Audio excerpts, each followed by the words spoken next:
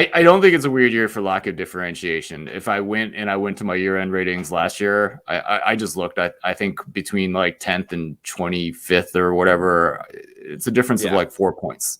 I don't think if we went to past years, it would be much different.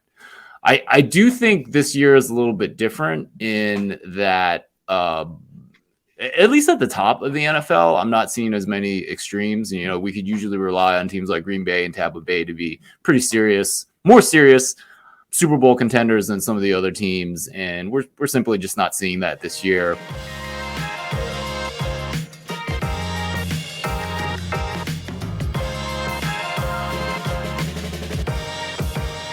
Hey everybody, this is Kevin Cole joining you here. My guest today is Ed Feng. He is the proprietor of the Power Rank, which does predictions for a bunch of different sports, not only NFL and college football. He also just got done wrapping up the World Cup, does some baseball stuff, does some basketball stuff, and especially great content that he has on March Madness. Check out Ed on Twitter at the Power Rank, his website, thepowerrank.com. And then also he has the Football Analytics podcast, which you should check out. Great content there and stuff that I listen to on a weekly basis. And if you're coming here for the first time to this podcast, maybe a fan of Ed's different work, you should also check out my content. Gratuitous plug here for the Unexpected Points Substack. That's Unexpected Points, all one word, .substack.com. A daily article on football analytics. I have my adjusted quarterback efficiency rating coming out. The second version, the 2.0 version of that, which adjusts for receiver strength, strength of schedule, scheme information, offensive line blocking, and many, many more things to get a better context around quarterback efficiency. I also do this podcast here. So subscribe if you're interested in what you're doing here. I have an interview with an important person, an insightful person in the football analytics space on a weekly basis. And then on Fridays for subscribers to the Substack, I do a Q&A and a wrap-up here for Unexpected Points. Otherwise, Ed and I on this podcast, we discuss our power ranks. The Power Rank discusses power ranks for the rest of the season, some teams who may be under or overvalued versus market perception. And then we also go into a lot of what's going to happen here in week 16 and what our power ranks are telling us about how much teams should be favored for versus what the market is looking at. There's also a little soccer talk in between, and we make our joint combine plans in this episode. Thanks so much, everyone, for tuning in. Again, like and subscribe if you're interested. Leave a review. I appreciate all of that so much. But for now, here's Ed. Welcome, Ed, to the show. Long time coming. I don't know how I actually haven't had you on here before because I've been on your multiple different podcasts a couple times before. And in the terms of, I would say, people who I've met, internet friends through the internet and then become real life friends, we go back like a significant amount of time, being like maybe circa 2018, I would say, or 2017. It's a pretty long time in the history of all things social media. Absolutely. Yeah. Thanks for having me on. I'm excited to be here and talk NFL. And yes, it has been a long time. I mean, there were Sloans before the pandemic, and I've always enjoyed chatting football with you and look forward to your work. And I'm excited to look at your new Substack. Always looking for good takes and reasoned analysis. So I'm looking forward to that. Yeah, well, you might have to sift through the bad takes and the irrational analysis to get to some of that, but I appreciate that. Yeah, speaking of Sloan, I think it's probably that where you were like my Sloan, what can I call it?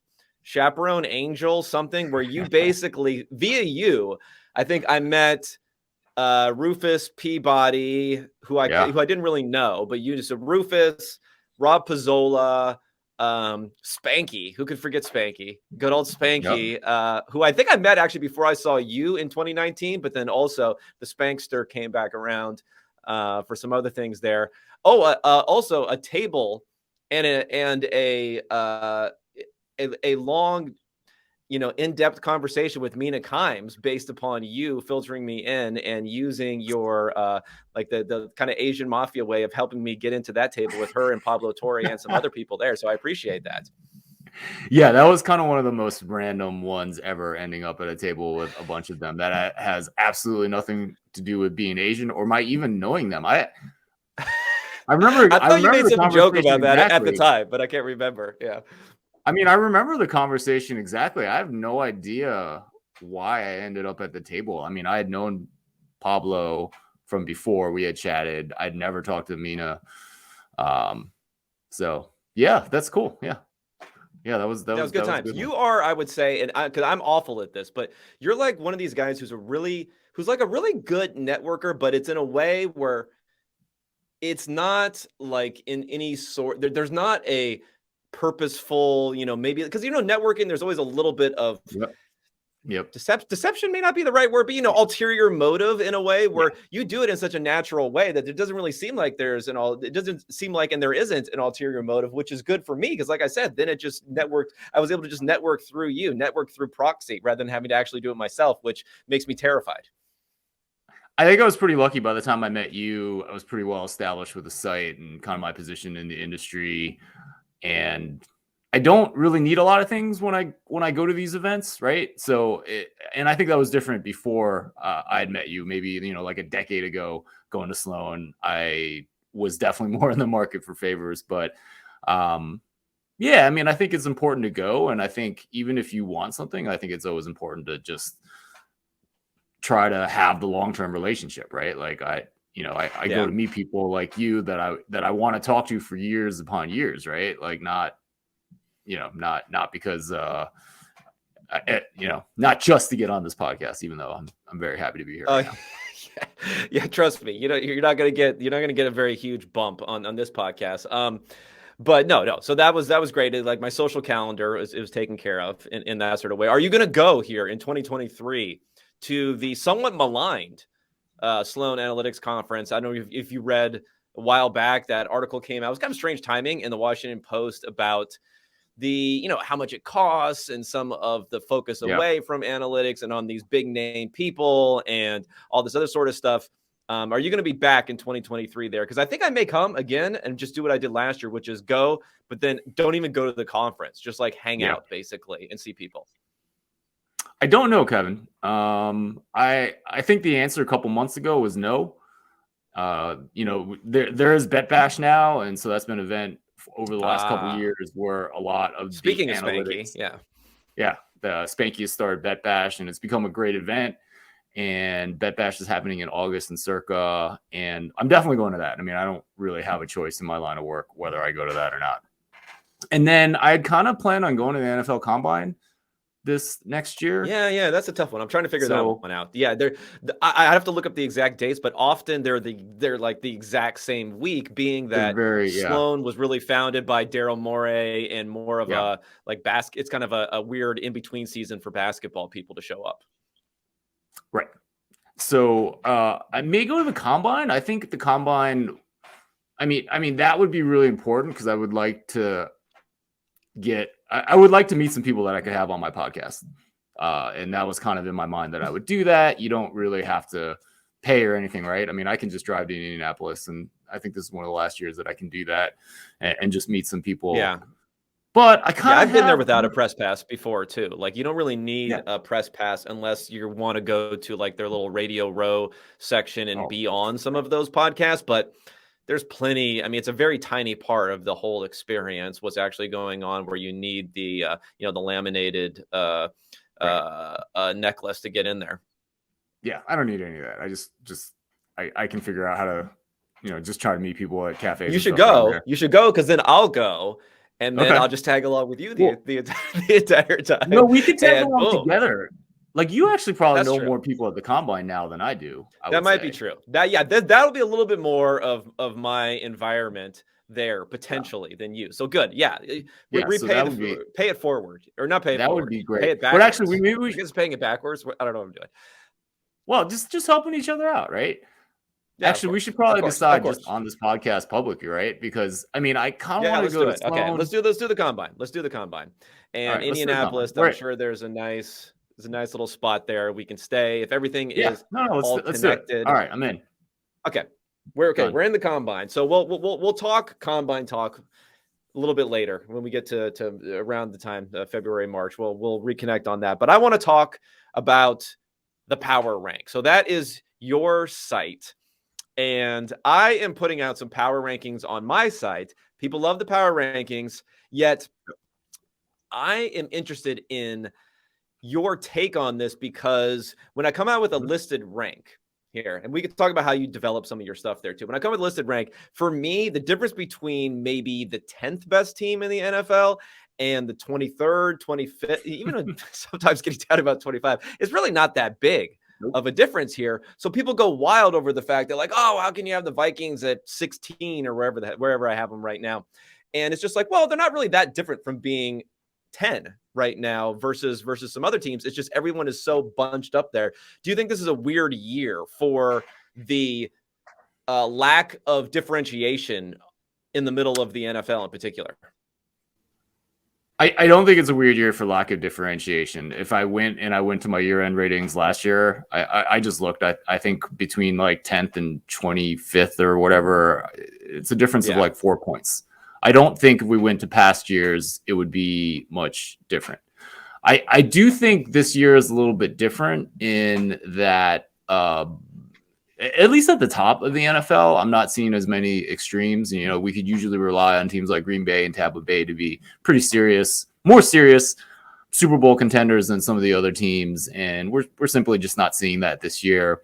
You know, in the AFC, we still have Kansas City. I still have a lot of respect for Buffalo. But you know, they're not crushing it in the numbers like, you know, we kind of see the Super Bowl favorite do. Obviously, without Von Miller, they're, you know, the case for them as a prohibitive Super Bowl favorite goes down a little bit. They're still obviously an excellent team. But I think there's maybe a little bit more packing into that fat middle of the NFL this year. But yeah, you're always going to see that, right? I mean, you're always going to see that somewhat nice distribution with that fat middle in the NFL, and then you can really distinguish between teams at the top that deserve to be there, and then the Atlantas and the Houstons of the world that are kind of outliers on the other end. Yeah, definitely Houston's an outlier on the other end. Okay, I guess what happens is because of the fact that it's bunched up in the middle, as always. And you're probably right. That's something, but it's more like beyond what may be a first or second tier in the NFL. What would be your third tier of teams is just so meh at this point that whenever, no matter who you're going to rank the 10th best team in the NFL, say between 10 and 12 in the NFL, you would say just on its face, just from what your perception would be about team 10, 11, and 12, you'd say, oh, that's not a top 12 team. But then you realize, and you look at all the teams listed 13 through 32, and none of those would fall into your mind of being a top 12 team either. I mean, let me just tell you what I got here, and then you can tell me who you got, and we can think here. Now, a team that probably Minnesota, people would say they fall into it. Unfortunately for me, they don't. They may for you. So I have the Bucks, the Packers, and the Jets as being the 10th, 11th, and 12th ranked teams in here.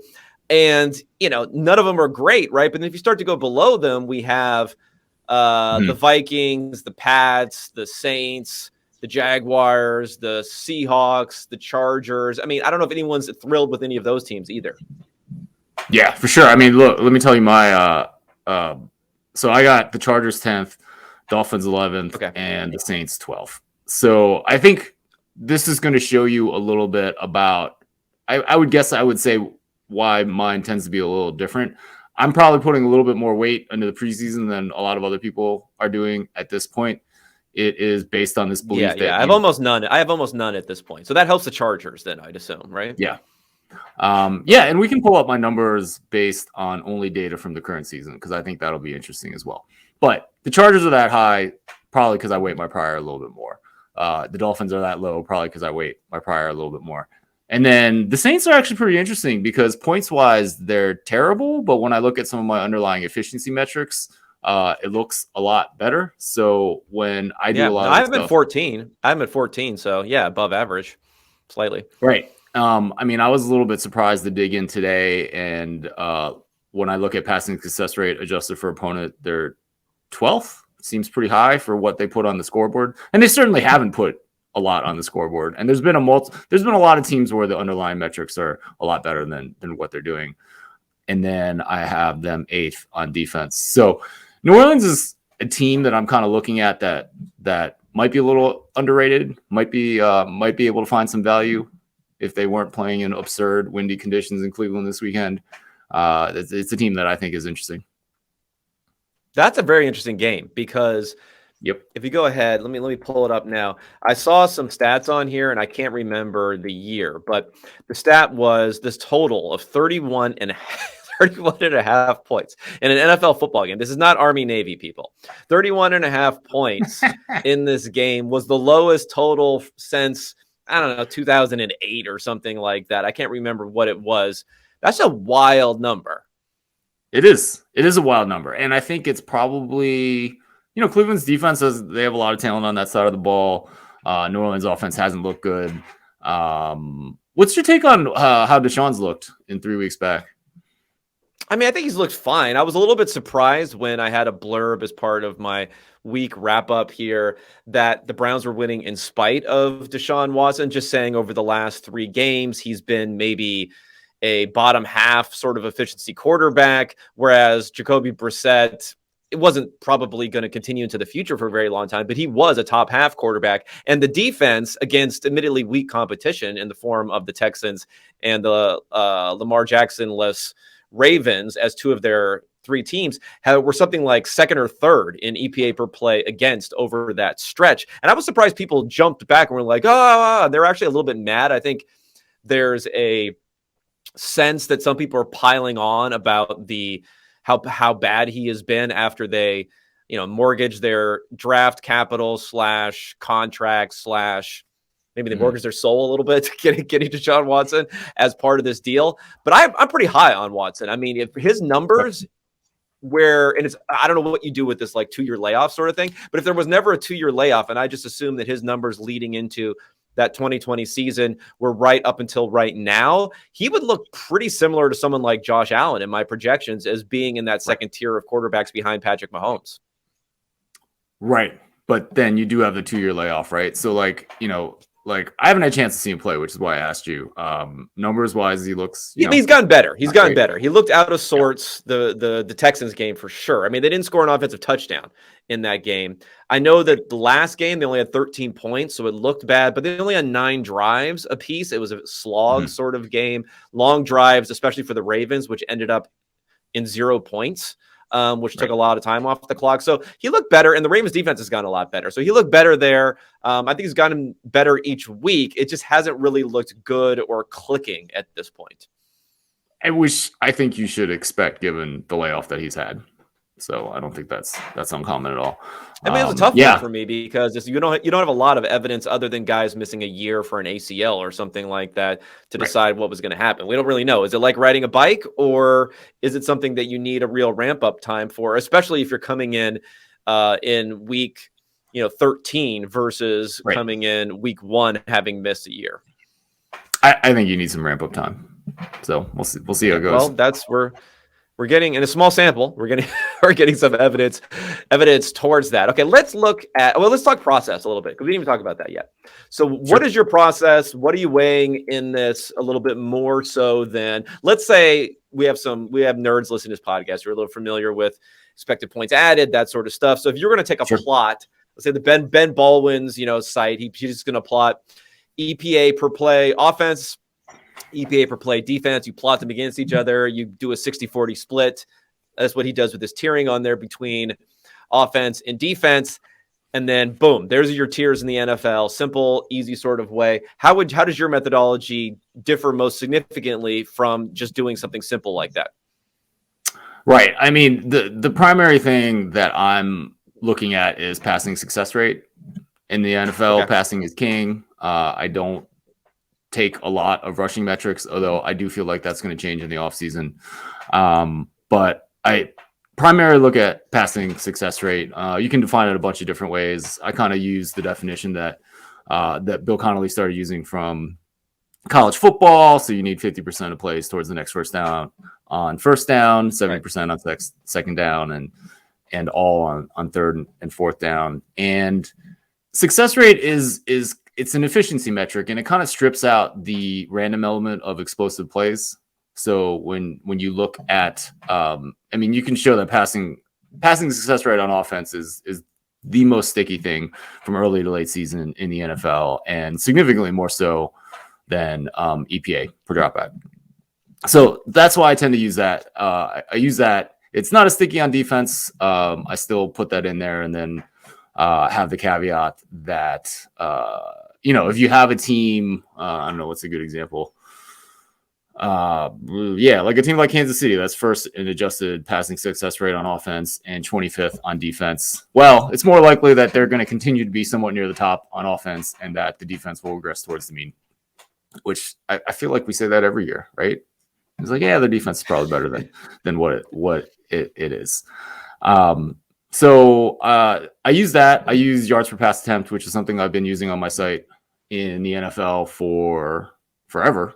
I mean, I think since I first started doing this, I still use some points-based metrics as well. And I put those all together, and a lot of that's like one element that goes into it. I actually call like those three factors all adjusted. Oh, and I adjust for opponent. So that's kind of how I got started in this business, and I see no reason why not to when you do have different strengths of schedules. And yeah, so that's kind of the component of my rankings that's based on data from the current season. And, it's kind of interesting there too. Like, I mean, if we look at just data from this season, 10th I have Detroit, 11th I have Green Bay, and 12th I have the Jets. So, Green Bay is one of those teams that hasn't really done it on the scoreboard, but, I've been looking at their efficiency numbers all year, and, they've been pretty decent on both sides of the ball. Again, hasn't come up on the scoreboard, hasn't come up in the win and loss columns, but now they're finally getting healthy. Have a pretty big game down at Miami, still in the playoff race. So that should be an interesting team. And then, so that's a lot about how I do a big part of my numbers for the current year. Yeah, well, let's talk Green Bay for a second. I think it's going to be an interesting one. So I have them at 11th now, probably from similar reasons to you. What gives them a little bit of a bump and puts them again above these teams that are really stuck around the middle for me is I decay or give less weighting to earlier results. Is that something that you're doing as part of your process too? For me, it's like I'll just go all the way back. Exactly what I'm doing. It's more like it's like the last result is basically 95% of this result, and then I take it to the power of whatever that goes back. So for about 10 weeks old, it's maybe about 60% as weighted as the most recent game for mine. So it helps a team like Green Bay, in addition to the fact that I guess you could probably add in some injury adjustments there with Bakhtiari and other players who were key there. And then you have this last kind of more fuzzy thing, which is if you're heavily reliant upon rookie production, they're also not going to produce as well and not going to be at the same level of usage and efficiency, probably, or at least usage early in the season as they're going to be later in the season too. Yeah. So I don't. I usually take all the data from the current season and weight it equally. There's other metrics that I do have a little bit less weight earlier in the season, but I don't know. I mean, I think especially yes, things do change in the NFL, but I think over the course of the season, I'd rather weight things equally and then just try to make the subjective adjustments based on injuries after the fact.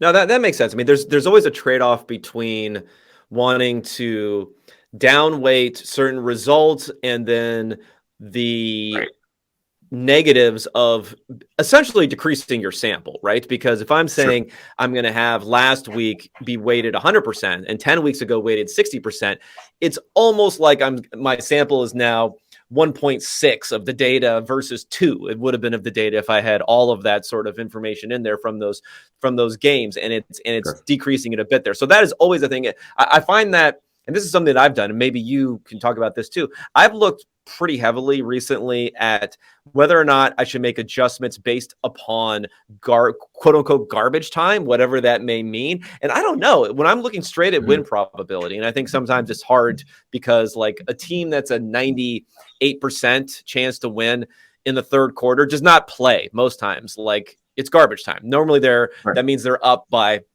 they could be up by 10 points with the ball at home as a favorite. And that would end up being the case. So I can't really even find that much for garbage time. And if it is, I think people who eliminate plays where it's less than a 5% win probability or something like that are eliminating tons of plays that have signal and have meaning and are not really garbage time. Do you look at that at all? I keep everything, but I mean, I've been meaning to do the study. I think particularly in college, right? Just bin your data into two different buckets. College definitely would be more important. Yeah, NFL, I can't find anything really. I keep everything. College, I could see that, but I would want to attach it specifically to like certain players being taken out of the game potentially. It just doesn't happen that often in the NFL. Like like a quarterback, there's some quarterbacks who are going to play every single snap this year. Very rarely are backup quarterbacks put in the NFL. Right, for sure. I mean, have you gone through and just binned up games into two different buckets and then looked at, garbage time in one bucket versus normal time in the other bucket and look at how much it persists? Yeah. I mean, I've done the old Josh Hernsmeyer used to get trouble for his binning.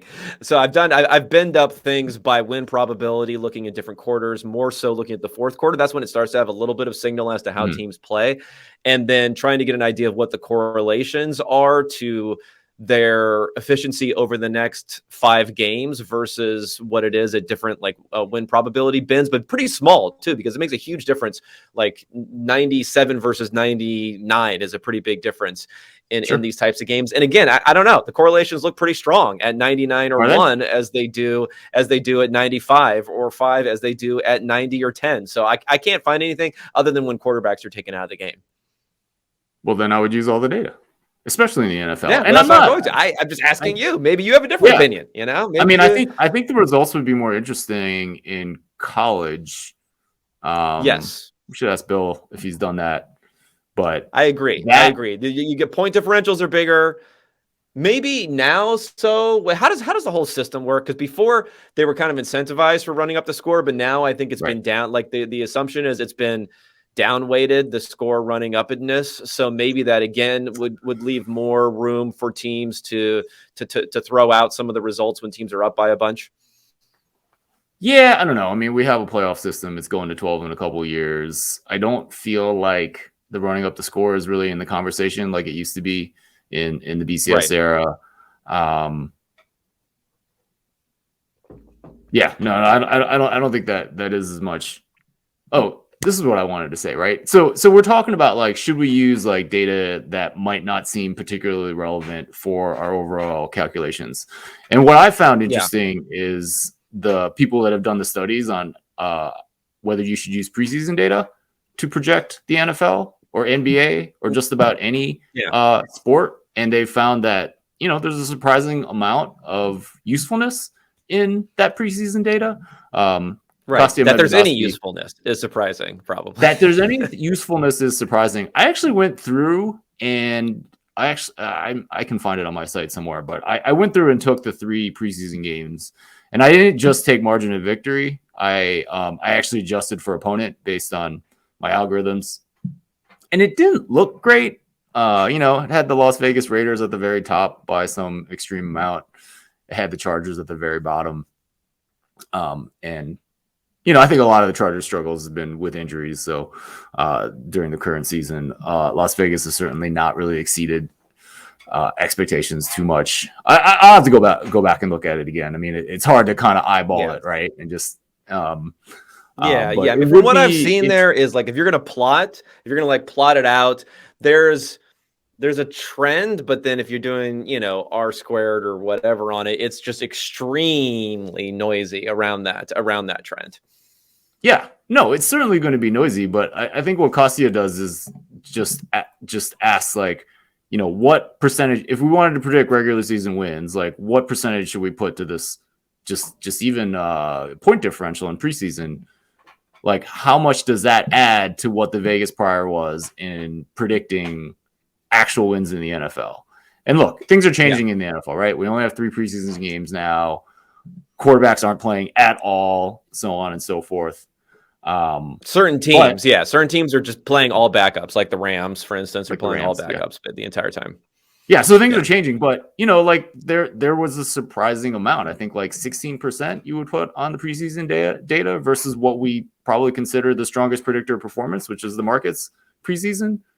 Like, Yeah, that's a shocking amount. So I don't know. I find all that that is stuff that is interesting. definitely And, shocking. and I think it relates to this question of garbage time too, right? It seems very irrelevant, but it's kind of like that preseason. I don't know. It feels like the preseason a little bit. Yeah, no, I get that. There was actually another preseason NFL article, which I remember, which was looking at rookie quarterback performance in the preseason versus how well they would do. And there, again, there was a correlation then. Full disclosure, it was written, if I remember correctly, it was written in 2014, talking about Blake Bortles overperforming in the preseason. But hey, for a number 3 pick, they're going to be bad most of the time anyway. So right. Bortles had a little bit of time to shine there. But that was another interesting thing for preseason. It did show some sort of signal in quarterback play in the preseason for rookies versus how good they would be during the regular season. Yeah. All right, let's talk a little bit more about your process and your site before I get back to some NFL stuff. So you don't just do football there. How many different sports are we juggling at this point now, Ed? Well, the stuff that I do best is football and March Madness. And that's the only thing I feel like I can really ask people to support me financially for. And then, I do a lot of other things. I think over the last couple of years, it's taken more of a turn towards sports betting. So, I'm always looking for data-driven insights, but, for example, like if I know some bettor's a pro in a particular sport, I might ask them so what are you betting on this Saturday? And, we'll include things like that, whether or not it's exclusively data-driven or not. I would say that, the most trafficked page on my site is my international soccer rankings. It happened. I mean, I've been doing it for over a decade, and it got a lot of search engine juice at some point over that time. So it's kind of nice when you have something like the World Cup. There's a lot of people that will come in, and in international soccer, it makes a ton of sense to adjust for strength of schedule, simply because you have, teams in Europe that tend to play pretty strong teams there, and that's a lot different when you're looking at Asia or Oceania, and so those things tend to come in handy. Again, all of it comes from a core idea that, I have some math that allows me to take quantities, and the simplest of which is margin of victory, and then adjust for who you've played. And I do that on my site for a lot of things. It's pretty interesting right now in college basketball. Connecticut's the best team in the country if you only look at data from the current season. And, you can just see that on the public part of my site. I do some baseball stuff as well, which is kind of fun. Keeps people maybe a little bit interested. I actually got a lot of feedback when I stopped posting baseball predictions after the All-Star break, like way more than I thought. Like people like, why aren't you doing this? And the answer was, the predictions always suck this time of year. I'll start again in the postseason. But yeah, I heard that's a pretty common thing, that it's hard, and then it can get a little bit. Yeah. You can get something going on for there. Let's talk soccer for a second, because I'm predicting. You want to know a prediction from me? Yeah, I feel like we hit a tipping point in American interest in soccer a little bit here with this World Cup. I mean, it was a great World Cup. It was a great finals. The American team got out of the group, at least. It's got some young players who people are going to be interested in. And even for me now, like, I was watching some of these matches with my kids, and my wife was actually surprisingly more into it than some other sports. It keeps you engaged, so you don't start looking at your phone and then stop paying attention at all, during commercial breaks. And I've also noticed that, at least for us, I have YouTube TV. There are a lot of options out there. The Premier League is like NBC, all their different properties are going to have that. Even the main French league is available on some channels via YouTube TV, and there's kind of a little bit more access to it. Do you think there's any chance of soccer becoming a little bit more of a thing here in the States? I feel like we have this conversation every 4 years. But this time is different. That's the difference. Yeah. In 2014, again, the U.S. got out of the group, and, everyone was going to be interested in soccer. I think the truth is, soccer has been growing in this country, and I feel like there's a lot of parallels to sports betting, right? Everyone's like, oh, is this going to blow up now that it's legalized? And I can tell you from the inside that, no, it's increasing and it's growing, but I guess don't let the commercials be some indication that everything's blowing up. It's growing. It's going to continue to grow, and it's going to continue to be a good thing. And I think that's the same way with soccer. I mean, the access that we have now is unbelievable. My 11-year-old and I have decided we love German soccer, and we can watch every single Bundesliga game on ESPN Plus. Every single one. Yeah, that's pretty so we good. can watch every Dortmund game. Yeah.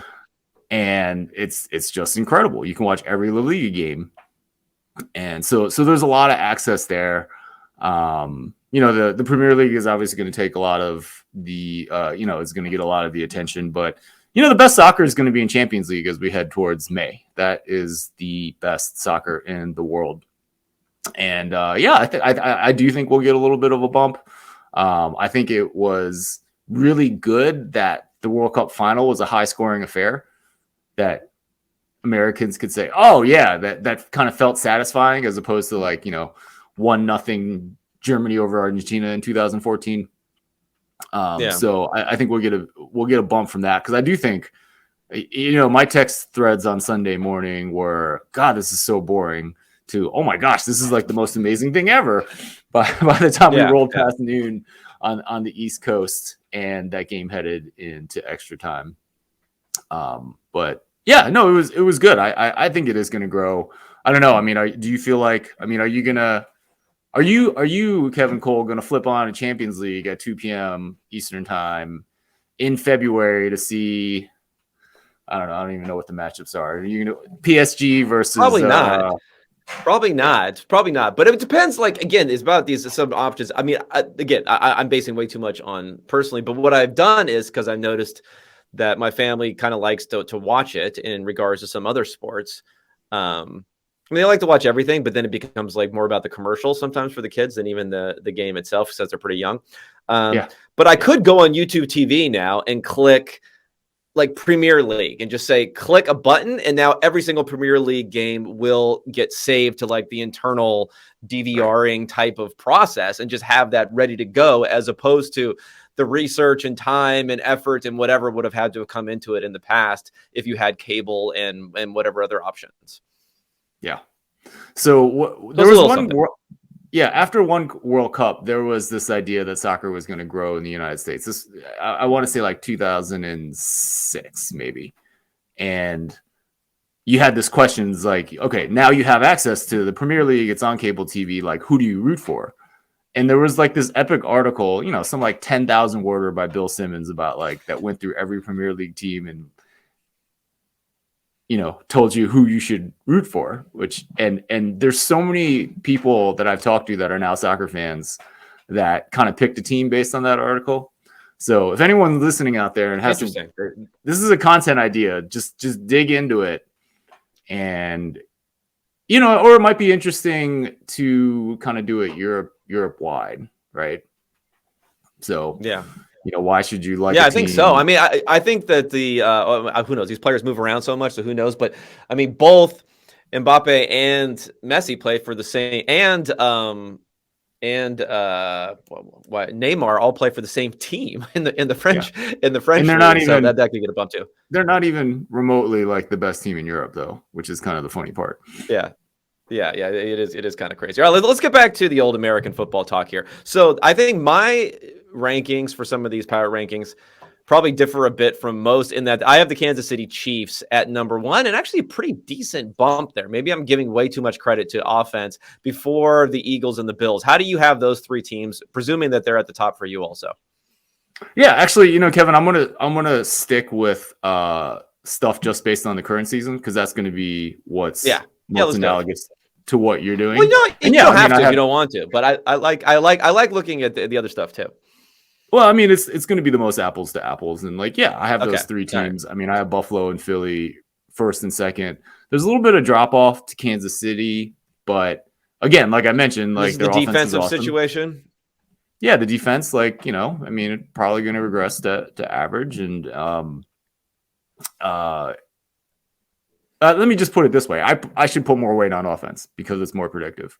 So if you have Kansas City first because you weight offense more, I'm certainly not going to disagree, and probably I think I also have their strength of schedule against the pass as being more difficult. I mean, the Eagles, the thing that's tough for them is they have the easiest schedule in the NFL. So, like, their defense has looked pretty good, but their opponents have not been that difficult. Sure. The Bills would get a little bit more of a bump if they weren't playing poorly as of late. Again, I have like, they were incredible the first couple of weeks of the season, the first few weeks of the season, especially getting pressure just without having to blitz or do anything else. So my numbers downweight that a little bit versus others. So I have like the San Franciscos and the 49ers and the Bengals of the world closer to the Eagles and the Bills than the other way around. Where do you have those two teams? Well, they're next. So Cincinnati 4th. All right, boom. Niners 5th. I mean, are we just going to continue to go through this world thinking that Brock Purdy's not a downgrade to anything that the Niners had before? I know his play on the field. Well, I wrote the Jimmy Garoppolo Matters article. Which, you know, gave something, and then Brock Purdy continued to come out there and produce well. So here's what's happened with Purdy. I mean, you could just say this is also what happens with Garoppolo, but I guess it happens over such a longer period of time for him that I'm a little bit more willing to believe in it. But Purdy, like the first week that he came in, they basically didn't really do anything on early downs and then just completed some big third downs and won that way. The second week, he did nothing from a clean pocket, and he had a few pressured passes and some guys that were open and some big plays through there. And then this last week, again, it was basically a couple of wide open-ish huge yak plays from George Kittle, and then not really a lot of success, despite the fact that his completion percentage early started great. And he had that egregiously bad dropped interception, which didn't end up counting. But then again, you know, Jimmy Garoppolo is the master of the egregiously bad interception and dropped interception, both varieties there. So maybe you could say it's just Shanahan. It sure is lining up well if you're like, quarterback doesn't matter. Shanahan is all that matters. It's lining up well in that category. I guess I'm still a little bit concerned about Brock Purdy because Garoppolo was producing really, really well on third downs in his entire career, whether it was Shanahan, before Shanahan, with any combination of receivers. And that's something that typically like really good quarterbacks are able to do because there's not a lot of smoke and mirrors in those situations. You got to sit back in the shotgun and deliver a pass. Yeah, for sure. I mean, from what I've seen of Purdy, it certainly seems like Shanahan is making life easy for him. But, you know, I mean, he hit an incredible touchdown against Tampa Bay. So, but I don't know. I mean, we know a lot about Brock Purdy. The guy who started at Iowa State for at least 3 years. And, you know, I remember talking about him as a freshman and having a top 25 pass offense. And, you know, he kind of never developed from there into, you know, even a top third, you know, like not one of the best quarterback prospects, right? So, well, he was Mr. Irrelevant, as mentioned plenty of times here. I do think we have a little bit more evidence on him, though, like before he ever played, for the fact that San Francisco, now maybe it's just a cost-cutting measure, but the fact that San Francisco let Chase Daniel go and said, we're going to have Brock Purdy as our third quarterback means something, I think, that they allowed to happen. And also, after Trey Lance went down, kept him as their backup means something. Means he's shown something beyond what you'd expect from the very last pick of the NFL draft. Right. If you think Brock Purdy is not a drop-off, I mean, I have San Francisco by 8 over Washington. Yeah, but I just don't know if I don't know. I feel like it's interesting because I was pretty loud to some of my Niners fans about how they should have picked up Baker Mayfield, especially after Mayfield had that pretty late comeback win in his first game. God, that was only like 10 days ago, right? 11 days ago. Yeah. So again, I guess that just shows the small sample sizes we're dealing with here, but.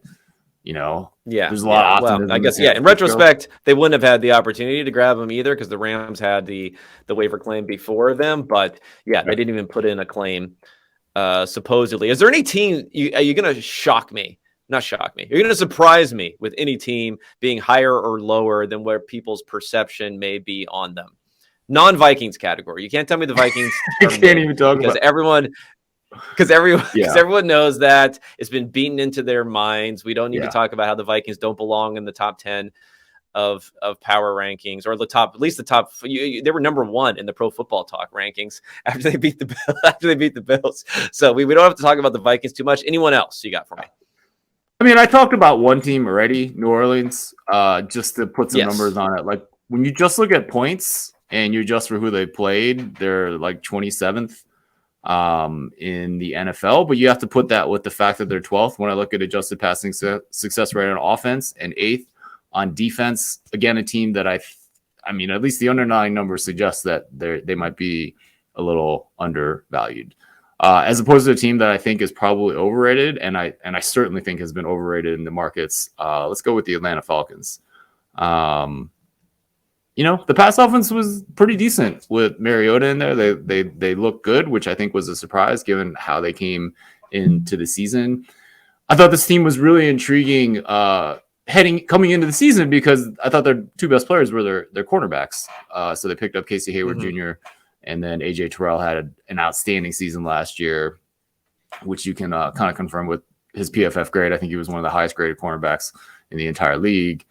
And then that kind of fell apart. Hayward's hurt. Terrell was hurt. Hasn't really performed at the same level. Their defense is terrible. And now Mariota's hurt. So even when you look at their numbers performance, they're the 6th worst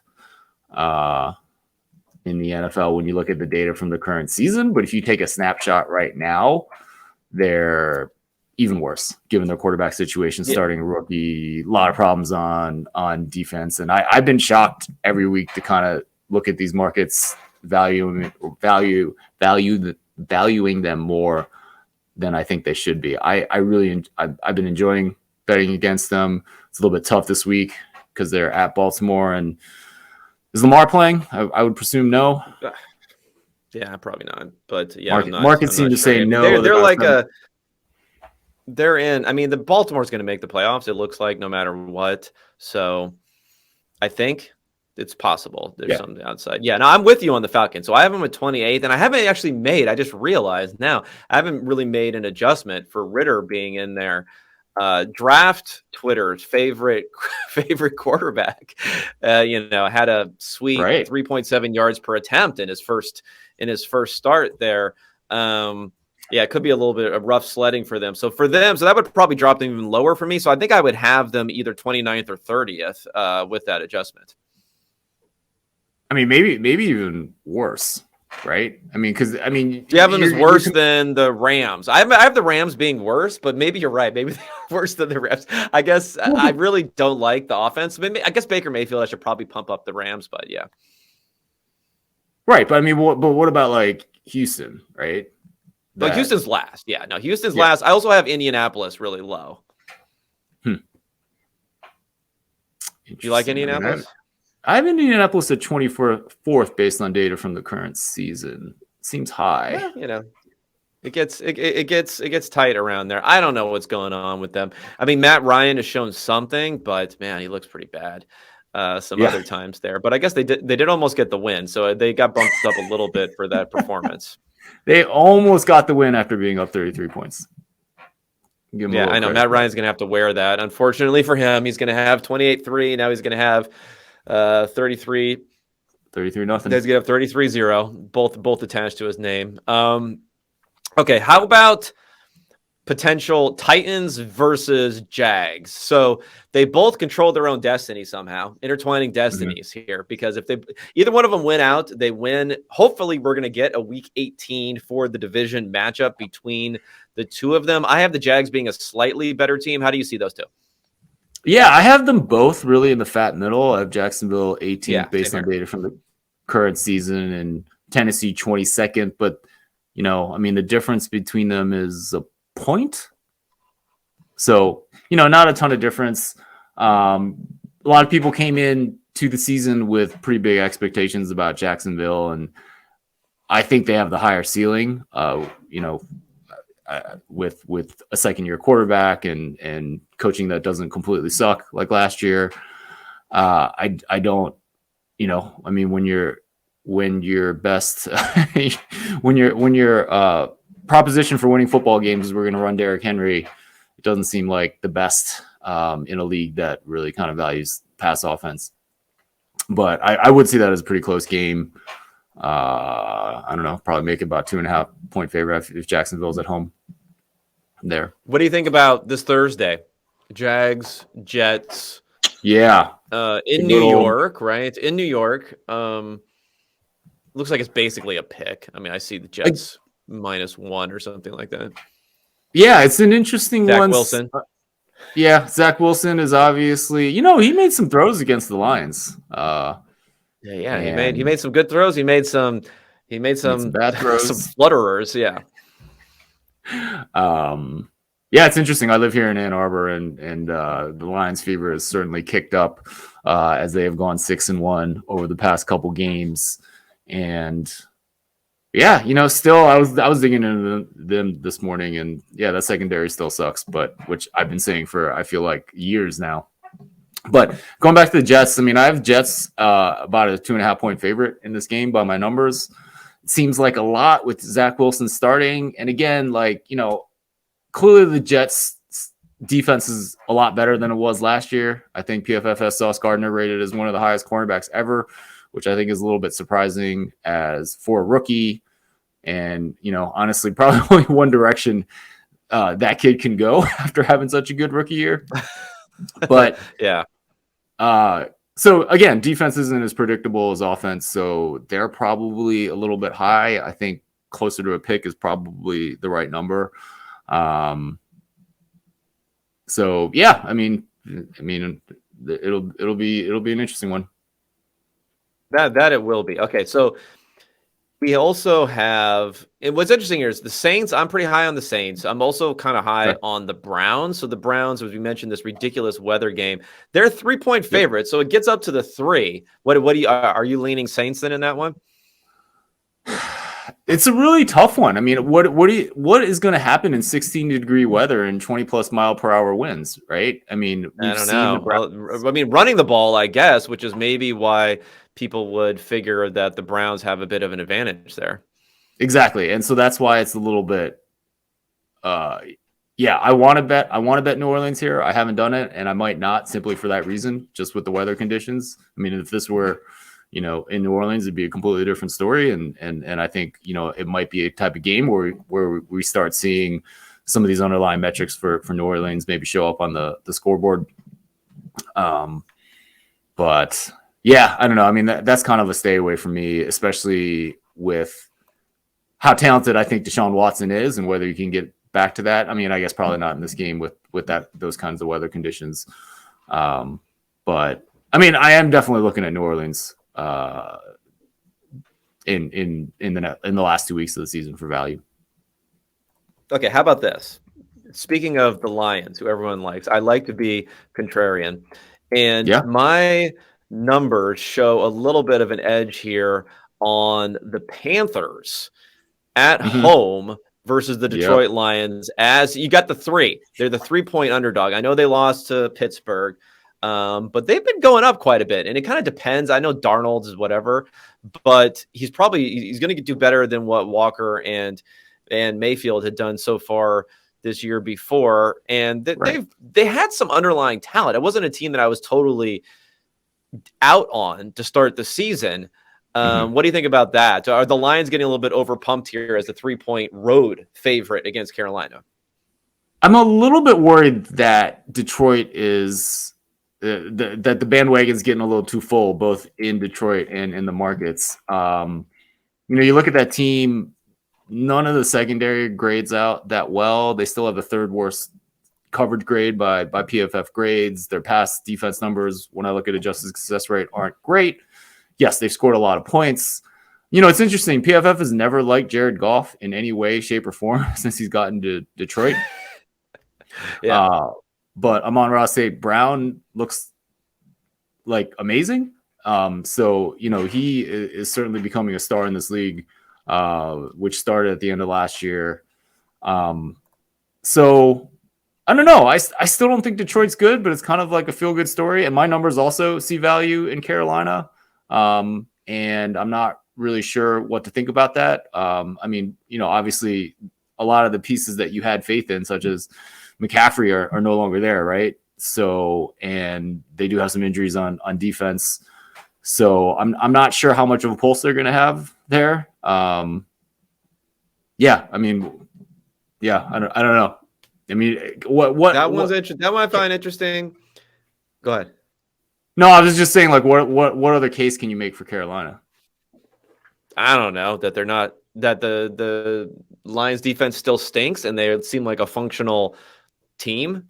I mean, they have like a good defense. Their defense is still pretty good. Their defense was pretty good last year. It's just it was self-destructing on offense, and offensively, you know, they rebuilt the offensive line.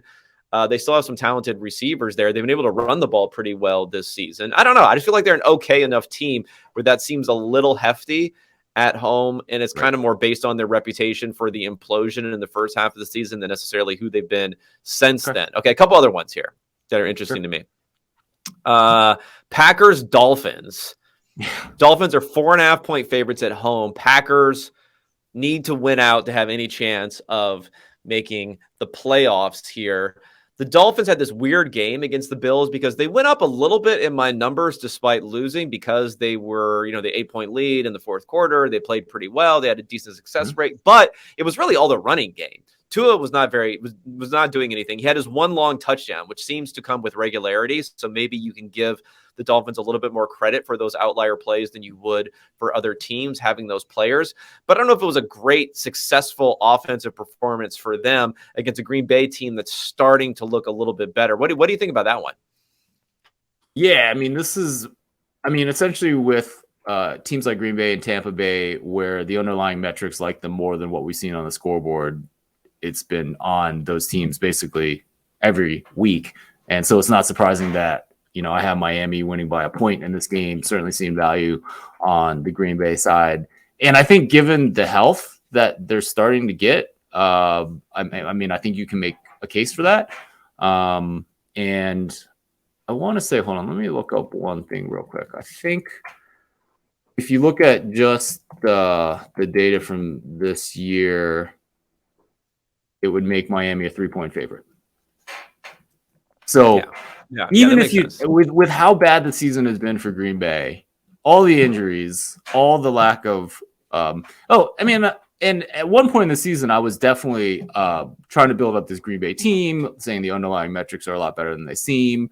You know, they had, I think, like a 400-yard game in Buffalo where they had a lot of red zone problems. They had, you know, in that Buffalo game, they had a couple fourth downs that they did not convert in Buffalo territory that could have put more points up. They actually covered in that game and probably could have done better had they converted a couple of those fourth downs. And, you know, Rodgers certainly hasn't been as good as he normally is, but,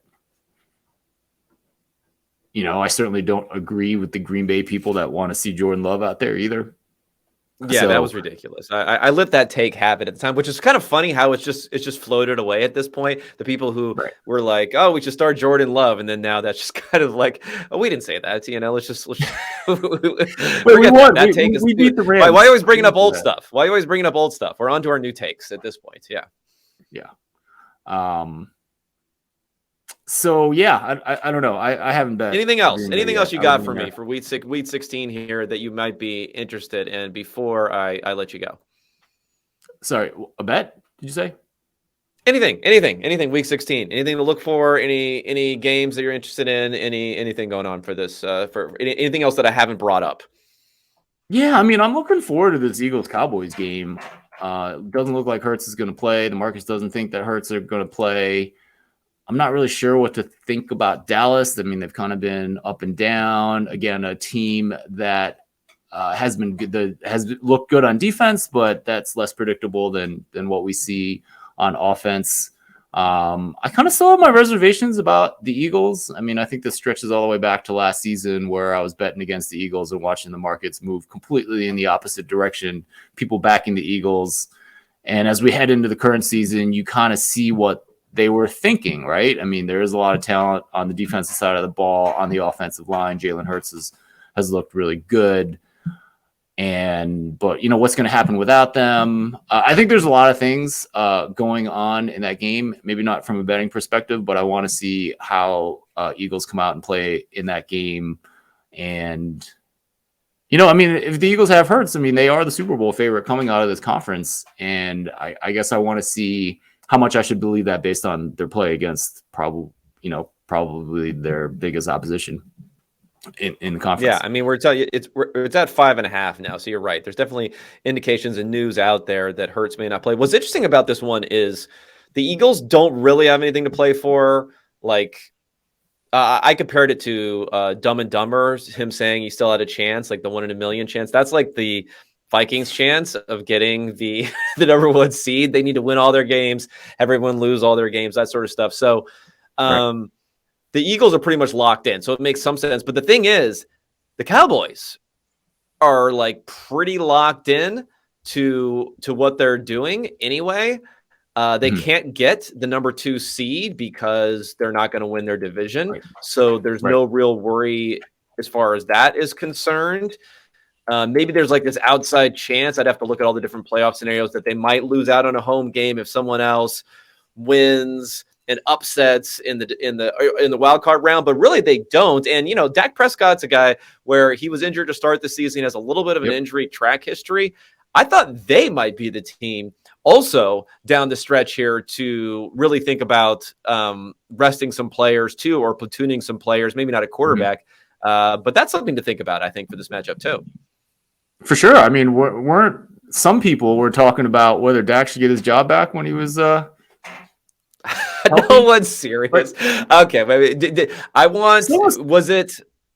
was it like Cooper Rush? Jerry Jones? And so again, no one's serious. But Jerry Jones had actually had a well-parsed statement on my belief on that one, where he said it would be good news if there was a quarterback controversy, because that means Cooper Rush would have played well. He didn't say that he actually thought that it was real, like there was really going to be I think that was actually a very intuitive, if that happens, then we'll be in a good position sort of statement. But yeah, no, I agree.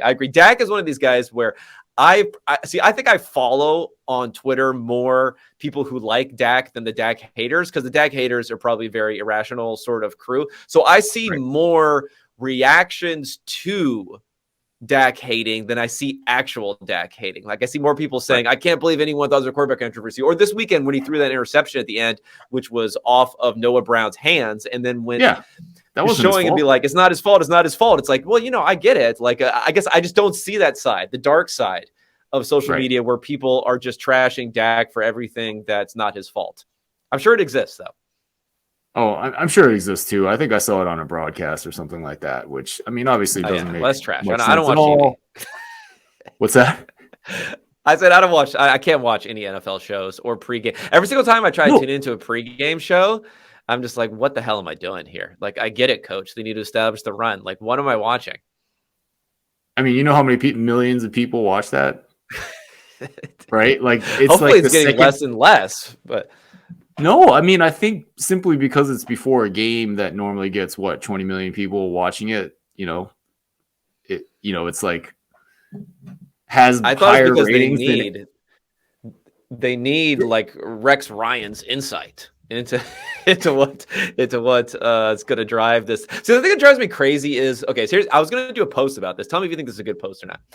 So I was going to do a post where I was going to say, we're all in the prediction business. Okay. Everyone's in the prediction business. All these shows, they're not like strictly breaking down film. And even if they are, even these like Dan Orlovsky moments where he's like, I'm going to talk about what happened in this play and wear my cool shoes and, toss it over to Ryan Clark. Even then you're watching because you want to know like what actually happened and thinking about what's going to happen in the future. You're listening to these guys talk about what these teams are doing because you want to know what's going to happen in the future. But the problem is none of these guys have any idea how to make predictions, right? They understand football, but they're awful at predictions and understanding predictions. It's like the Super Forecaster book about the fact that experts are the worst at making predictions. So that's why the whole thing is just entertainment, but yet it's a prediction entertainment. It's like a bad tout. It's basically like a bad tout industry is all of sports media.